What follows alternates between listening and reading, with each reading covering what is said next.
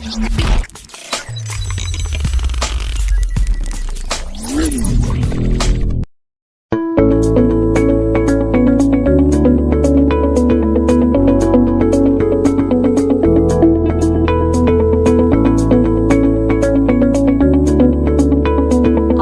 preview.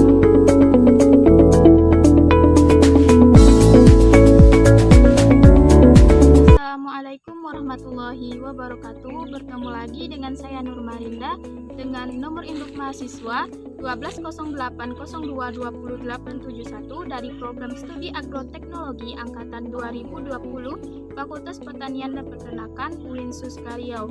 Nah, di sini saya akan melakukan satu pengamatan terhadap tanaman kelapa sawit yang berada di daerah saya, yaitu Desa Kota Prambahan, Kecamatan Kampa, Kabupaten Kampar, Provinsi Riau, yang kita kenal dengan nama latinnya yaitu Elais.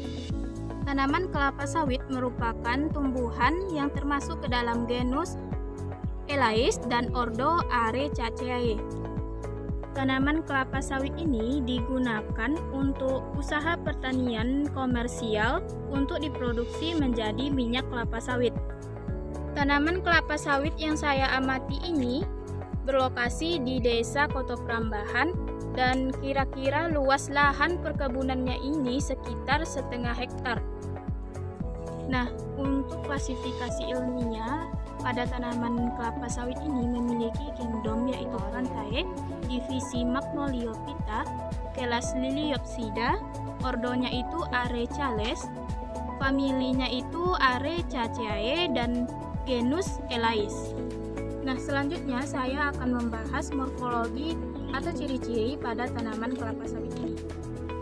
Sawit memiliki ciri yaitu membentuk susunan daun majemuk, bersirip genap, dan bertulang sejajar. Daun-daun kelapa sawit disanggah oleh pelepah yang panjangnya itu kurang lebih 9 meter. Jumlah anak daunnya di setiap pelepah itu sekitar 250 sampai 300 helai sesuai dengan jenis tanaman kelapa sawitnya. Kalau untuk tanaman kelapa sawit yang saya amati ini memiliki pelepah sekitar 100 lebih. Saya akan membahas morfologi akar pada tanaman kelapa sawit ini.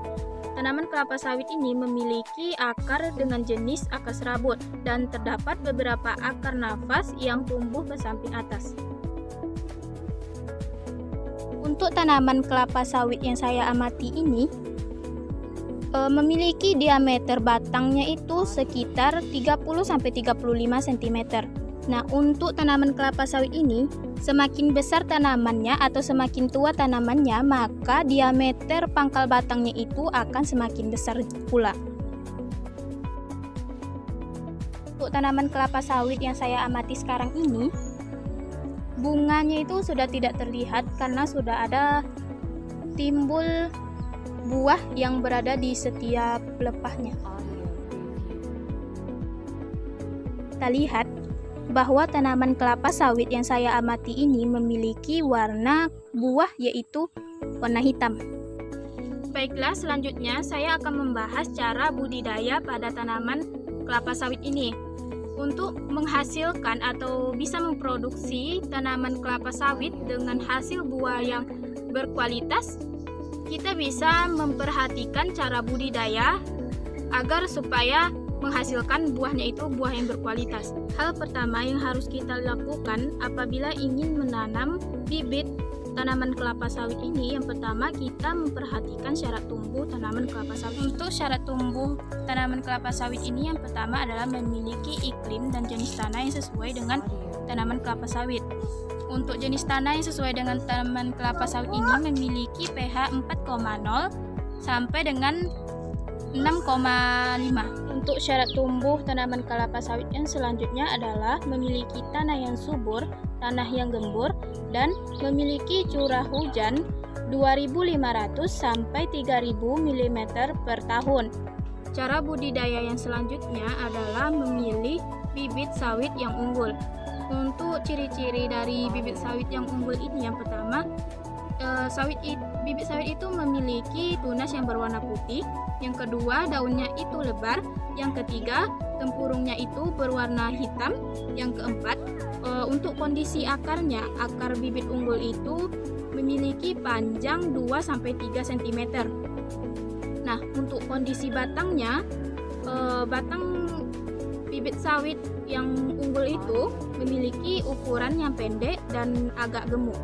Nah, untuk selanjutnya, apabila kita ingin membudidayakan tanaman kelapa sawit, kita harus memperhatikan pola tanam pada tanaman kelapa sawit ini. Untuk hal yang efektif, cara yang efektif untuk menanam kelapa sawit itu menggunakan pola tanam segitiga sama sisi. Untuk waktu tanam tanaman kelapa sawit ini tidak ditentukan. Maksudnya itu, apabila bibitnya itu sudah siap untuk ditanam, maka kita bisa menanam atau membudidayakan tanaman kelapa sawit. Nah, selanjutnya saya akan membahas proses dari pemeliharaan tanaman kelapa sawit ini. Proses pemeliharaan tanaman kelapa sawit melalui 3 proses. Proses yang pertama adalah proses penyulaman atau penjarangan. Nah, proses penyulaman atau penjarangan ini dilakukan pada bibit yang berumur 10-14 bulan. Penyulaman atau penjarangan ini dilakukan apabila ada bibit yang mengalami pertumbuhan tidak normal atau bisa jadi bibitnya itu terkena penyakit atau hama. Nah, itu kita harus melakukan penyulaman atau penjarangan pada bibit-bibit tersebut. Untuk proses pemeliharaan yang selanjutnya adalah proses penyiangan. Nah, proses penyiangan ini dilakukan agar tidak adanya pertumbuhan gulma yang dapat menghambat pertumbuhan tanaman kelapa sawit ini. Nah, untuk proses yang terakhir adalah proses pemupukan. Proses pemupukan ini dilakukan sesuai dengan umur tanaman kelapa sawit ini, yaitu menggunakan setengah dari dosis pupuk kimia yang ditambah dengan pupuk organik cair GDM spesialis tanaman perkebunan. Pada tanaman kelapa sawit ini biasanya diserang oleh hama atau penyakit. Yang pertama itu adanya hama ulat, yang kedua hama kumbang, yang ketiga adalah hama tikus, yang keempat penyakit akar atau busuk akar, yang kelima itu penyakit busuk pangkal batang. Nah, untuk penyakit hama dan penyakit pada tanaman kelapa sawit ini bisa kita atasi dengan cara pemeliharaan yang baik, atau bisa kita atasi dengan cara mekanik atau fisik. Proses yang selanjutnya adalah proses panen buah. Nah, pada tanaman kelapa sawit ini, proses panen buah bisa dilakukan ketika tanaman kelapa sawit berumur 2,5 tahun dan masaknya itu sekitar umur 5 tahun 5 bulan setelah penyebukan. Nah, buah tanaman kelapa sawit ini bisa kita panen kira-kira itu berumur 30 bulan. Nah, itulah pengenalan saya terhadap tanaman lokal, yaitu tanaman kelapa sawit yang berada di daerah saya sendiri, yaitu Desa Kota Prambahan, Kecamatan Kampar, Kabupaten Kampar, Provinsi Riau. Lebih dan kurangnya saya mohon maaf. Wabillahi taufik wal hidayah. Wassalamualaikum warahmatullahi wabarakatuh.